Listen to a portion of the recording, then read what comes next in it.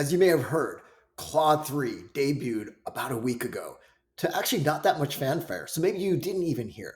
But this is supposed to be the world class leading large language model now. Many say even surpassing ChatGPT 4. Well, I'm here today to really determine is this the fact? So I wanted to pit these two models up against each other, ChatGPT 4 in one corner versus Claude 3 in the other. And I wanted to take them for a little test drive. But I just didn't want to go tooling around the suburbs here. I was thinking if I am going to really see just how good these LLMs are, what task could I devise to push them to their limits? So we're no longer going around city streets here, but we're on an elite racetrack. What did I do? Well, I wondered, how well could they really write? Could they write so well that they are at the level of the top echelon of humanity? And with that in mind, I thought, who is the greatest intellect that I can think of? I thought for about 15 or 20 seconds, came up with some ideas, and then I Googled it. And then I saw that the answer was, Noam Chomsky. And that made a lot of sense. I should have thought of that. Chomsky, for those of you who don't know, who has been a leading linguist for well over 50, 60 years, came up with an entire theory of what's called universal grammar or something like that. The point is, the guy is amazing. I don't know everything about it. He's also a political theorist, so one of those rare people who can excel in two totally different fields. He's well over 90, so I wasn't even sure what I would take if I looked up Noam Chomsky articles. Maybe they're a little bit older, and I had to go here on Google, and there it is. He actually wrote something on New York Times about a year ago. And the crazy thing, and yes, it happens to be about AI and ChatGPT. So this was perfect. So I took this article, and what I did was I wondered if I took, say, the first three paragraphs to give us enough, or to give the LLMs, ChatGPT and Claude, enough of a reference point of that writing, and then asked them to create the next three paragraphs of the essay. How would those three paragraphs compare to the original Chomsky created essay? I was very, very curious what would happen here. So let's dive in. So first off, I give it a prompt. And I don't want to just say copy or write the rest of the essay. I want to be a little bit more subtle here. I ask it to mimic the writing style, and I give it specific criteria that I feel in general captures what we think of when we think of an author's stamp or style of writing. I also want to give it a little bit of an extra oomph. And so I say virtually indistinguishable to the writer's longtime publisher. So even the publisher would be fooled. This is so much like the original article. I ask it to do a few more paragraphs. Doesn't just necessarily do the entire thing. I think 2-3 paragraphs will be enough for the AI to judge. And then voila, I input right here the essay starting where it says Jorge Luis Borges. And I press the button, the magic button, and it coughs this up. And I think this is already pretty good. I just noticed one little thing. So I'm going to do a few shot prompting thing. And I end up doing the same thing for ChatGPT as well, because both of them are really bad at this. And that is, notice these M dashes right here. Chomsky and friends, they use these quite liberally. And so I point that out and I say, hey, by the way, you don't have these M dashes. And I do a few other things I mentioned here as well are the transition words. Sometimes LLMs tend to be a little bit heavy-handed. Claude 2, ChatGPT 3.5 definitely, and 4. And I see a little bit of this in Claude 3 as well. So I say, hey, try to, not be so heavy-handed with those basically. But that should be enough. And so it gives me another attempt. And then another attempt, I feel, but I didn't have to do this. I think this is fine. Had a few too many M dashes. I felt it overcompensated. So I give it one more try based on that. And voila, this is the final essay. So this is what I use as Claude 3's final output. So the next step then is to create a prompt and ask Claude 3 to see if it can tell the difference between the one that is AI generated and the one that is not. Does it know the author? And to do this, I opened up a separate thread. Otherwise, it would be kind of like cheating. It would know what it just outputted. What that looks like right here, version 1, we have the 3 paragraphs right up to where it says ineradicable defects right there. And then this is actually Claude's output. The deficiencies of machine learning systems are not bugs to be patched. Notice that M dash.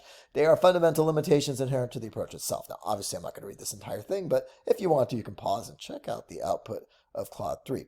So now we can go down to version 2, but it's essentially the first 6 paragraphs of the Chomsky essay. But what's the interesting thing here is, what does Claude 3 think? So drum roll, here it is. It believes that the first version was written by the original author. And if you remember just now, that was written by Claude 3. whereas version 2 was generated by an AI. So essentially, it fooled itself. What do we take from that? Well, that's pretty shocking. It's so good, it doesn't even know the difference. And here's the reasoning: coherence, logical flow. It goes into details, and some of these are really interesting. It says, for instance, version 2, the real one, while presenting some interesting ideas, remains more general and lacks the same level of supporting detail. And I believe that, or my experience with LLMs is that they do exactly that. They have high level, they don't delve too much into the details. And so the fact that this Claude 3 is actually doing this better than Noam Chomsky says quite a lot. Again, there's quite a few different reasons here why it supports its reasoning, and you can pause there and read, but this is pretty impressive. Now I do the exact same thing, but with ChatGPT, meaning I put the exact prompt in there, ask it the same questions, ask it to output the extra 3 paragraphs upon the Chomsky essay. I also give it those little few shot promptings, such as, hey, why don't you put some M dashes in there? And enough with those heavy handed transitions. But essentially, we have 2 equal outputs based on the same prompting, but they're not actually equal. And that's what we're going to determine here. Whose prompt is more human-like, or whose prompt essentially can fool the AI. So remember, just a moment ago, Claude 3's prompt fooled itself. It thought that Chomsky was an AI. Sorry, Chomsky. And now what we're going to do is we're going to take the ChatGPT-4 output and plug it into Claude 3. And let's see what happens. Okay, so let's first start off on the right side here where it says file content. I'm going to show you ChatGPT's actual output here. It is trying to be, again, Noam Chomsky. Here are its first 3 paragraphs, starting with "In the grand experiment." The reason I wanted us to read this is because I feel it's telling, and I'll read this out loud. So, in the grand experiment of AI, where our optimism and concern are intertwined like the serpentine coils of DNA, there lies a deeper narrative. I'm going to skip ahead a little bit here, where it says, "Yet this dream, seductive in its promise." So what do we notice here? That there's a lot of, and I'll even do another one here at the end, the ephemeral beauty of existence, the spark that ignites art. What do we notice here? It's being really fluffy and kind of fancy sounding. Sort of maybe if you've ever taken a course back in the days in college and you're trying to sound like you really know what you're talking about, but you didn't quite remember everything, you sometimes resort to this kind of grandiloquizing. And guess what? Here, if we look on the left hand side, Claude 3 spots this right away. It talks here about, here in the third one, it says version 1's paragraphs, while individually eloquent, don't tie together is naturally to advance a central point, and they just don't have that strong logical flow the way that Chomsky's original does, and of course the way that Claude 3's output did as well. You can read other things around style and coherence. Coherence, again, a lot around poetic musings. You can see that even to our eyes, something seems a little bit fishy about ChatGPT's 4's output. But we're not quite done yet. One final thing I did was to plug those inputs into ChatGPT-4 as well, to give it a chance to weigh in. And what did it say? It thought that Claude 3's output was also the human one and not the AI one.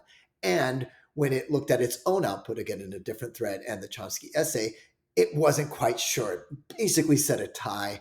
And when it looked at its own writing and said what was good about it, said, oh, the philosophical and abstract musings were more human-like. But again, even to our eye, they seemed a little bit over the top. So what this all means is that in terms of generating human-like writing at the highest level of human intellectual ability, Claude 3 came out on top by a long shot over ChatGPT 4, and it also seemed better at being able to evaluate what was AI created versus what was human created, with a slight caveat: it even fooled itself.